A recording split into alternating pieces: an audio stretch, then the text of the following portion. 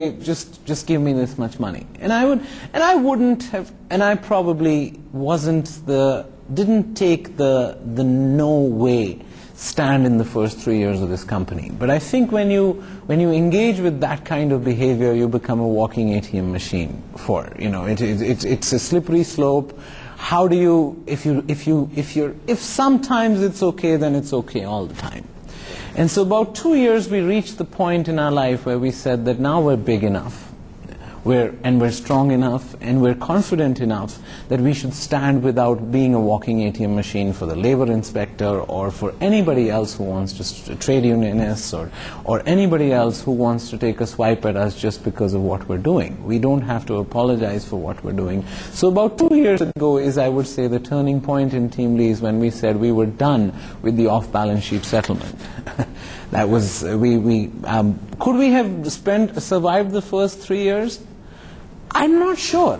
I mean, I'm conflicted because we only have been able to have this confidence once we reached a certain size. Yeah. How do you cope with it? I mean, what does one do about it?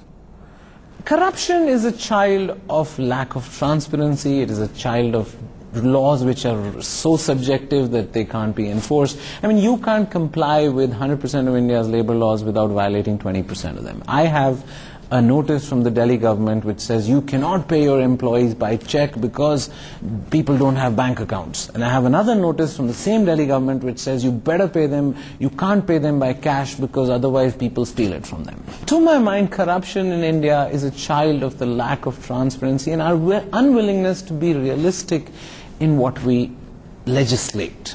When we're realistic, we are idealistic in our legislation. You know, whatever else one can say about the West, and there are a lot of problems in the West, but certainly to do these small things of day-to-day life, which are such a challenge for us in India, and for the poor especially, you don't need to pay those bribes. But it's not cultural. The corruption in India is a child of a state which is weak and overwhelming in our lives. It needs to be strong and smaller. Yeah. No, and effective, actually. Yes, effective. What you need is a more effective. I agree with you. We need a reform of institutions, and the character will take care of itself. But we have the challenges, the context of, see, the Indian mind is a little left of center. You know, Balzac once said, behind every great fortune lies a great crime.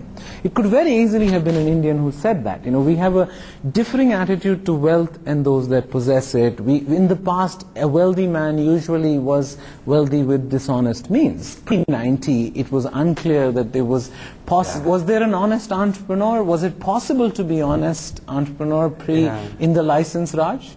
Well, that's absolutely correct. But if you go back further, of course, the Vaishya, the merchant, was a very accepted and in many states an honored member of the society.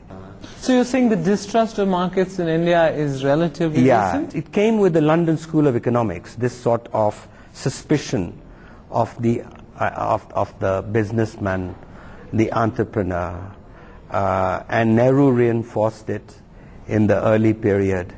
Now, if Gandhi had prevailed, I think Gandhi had a much more pragmatic view of the merchant class. And certainly if you read the old texts, there are stories of merchants. And many cases merchants give advice to Brahmins on how to behave.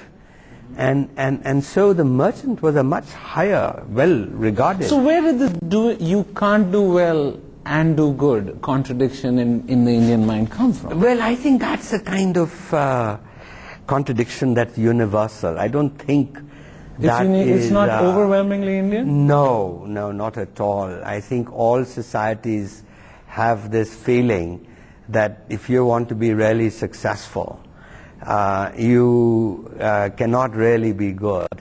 And what is important, though, is that the society comes to terms with the fact that actually there is not necessarily a contradiction. Ultimately, reputation catches up, you know. It's not a one-innings game.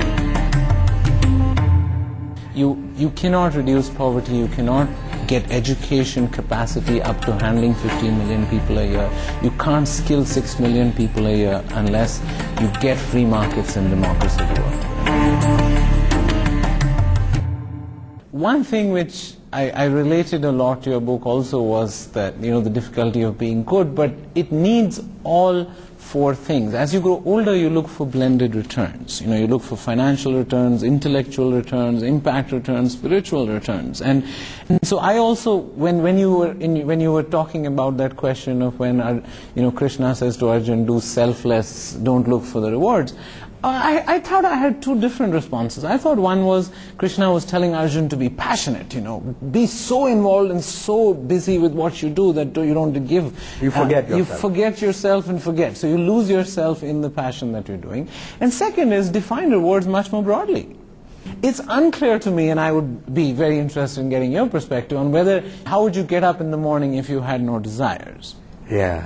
So that means that you have to manage desire, you have to manage your material life, you have to manage your moral life, and you have to manage your spiritual life. But isn't capitalism or markets the best context? See, human beings are a bundle of contradictions, and so capitalism being a second best choice is the best fit for human beings reaching their aspirations, along with whether it's brother-in-arm or handmaiden or child of democracy. Yeah. Free markets and democracy. I think that's absolutely correct. That there is this notion, capitalism is hated around the world, and there's this notion that capitalism cannot be moral.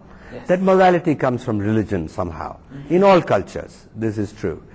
But in fact, we forget that actually in the capitalist model, you have very immediate signals given to you yes. for moral behavior. And capitalism is not something that we've imported from the West, which is what most people think. It started when the first agricultural surplus came 10,000 years ago. And so really what we have to understand is the moral underpinnings. That capitalism does have a underlying dharma. And is that dharma in crisis right now because of the global crisis? Well, what has happened, in fact, is that there's a failure in the financial market. Yes, so people are confusing financial markets with free markets. That's right. And what's happening is that in the microeconomy around the world, that there is no problem. You have enough competition, you get the right signals, and that is fine. But what is tragic is that the financial markets, where there was excess, those have impacted the real market. Right.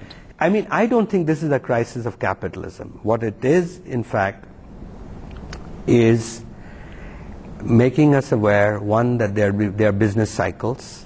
This one was much bigger than we thought, but actually the governments have behaved brilliantly with those stimulus packages. So we're going to be back to normal far quicker yes. than we thought.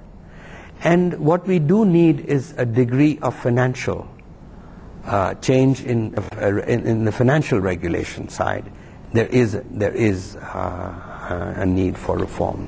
Absolutely. I mean, the clearest methodology for India, particularly as a handmaiden of democracy, is capitalism and free markets. I mean, I see that tragedy on a daily basis. The kids, you cannot reduce poverty, you cannot get education capacity up to handling 15 million people a year. You can't skill 6 million people a year unless you get free markets and democracy to work. It is really a much more moral yes. answer, where people keep their self-respect, and therefore market-based solutions to poverty are really ultimately the most sustainable and the most moral ones. And that finally really is the dharma of capitalism. Absolutely. Well, thanks. I think we've run out of time, Manish. I'll wait till you become the largest employer in India. Next year or the year after that? And I hope that this example will show the country, the importance of labor reform. And when it happens, we'll have one of the persons to thank will be you. Thank you.